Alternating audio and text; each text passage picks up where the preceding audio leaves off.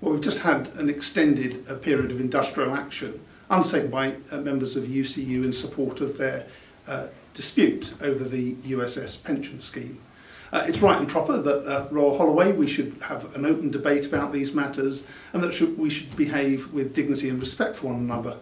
But the intensity and passion that members have held around this dispute is one that has really tested our community.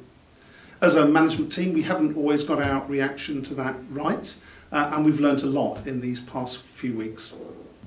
So over the past few weeks, I've been listening to what you've been telling me. I've read the letters that you've sent me, and really tried to understand what is at the heart of the USS dispute.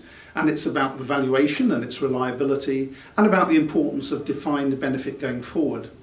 As a result, I've written again to University UK and UCU, asking them to reflect on the things that you have told me that I've set out in my letter, and asking them to restart negotiations as soon as possible. I appreciate this has been a really challenging period for us all, staff and students, and I'm really grateful to the way in which everyone has conducted themselves during this dispute. I hope now that, as I've written to Universities UK and UCU, they'll hear the messages that we're giving them and that they'll act upon them. What marks out Royal Holloway is our strong sense of identity and community, and as we get resolution to this dispute, we can come together to continue to inspire our students to succeed.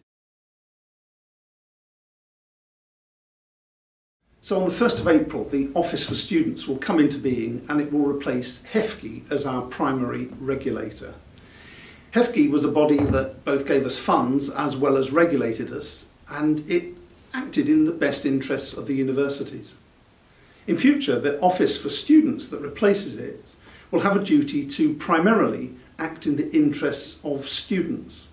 So there's nobody there as a last resort to bail out a failing university. Our destiny is in our hands. So in the recent staff open meeting, I was talking about how the OFS will be particularly putting importance on demonstrating value for money, and this is a subject that we'll return to next term. So undoubtedly one of the highlights of this year has been the centenary of the Representation of Peoples Act. We've also just heard in the past week of a new league table that was published in the Times Higher Education, and that brings together institutions that are both strong in teaching and research, and it's great that Royal Holloway features in the top 20, as well as being the most beautiful university in the UK. This term we've also announced the name of the new science building, the Beatrice Shilling building, which will be opening next year and is home to our new Department of Electronic Engineering. And in cybersecurity, our doctoral students have won the UK's Cybersecurity Challenge.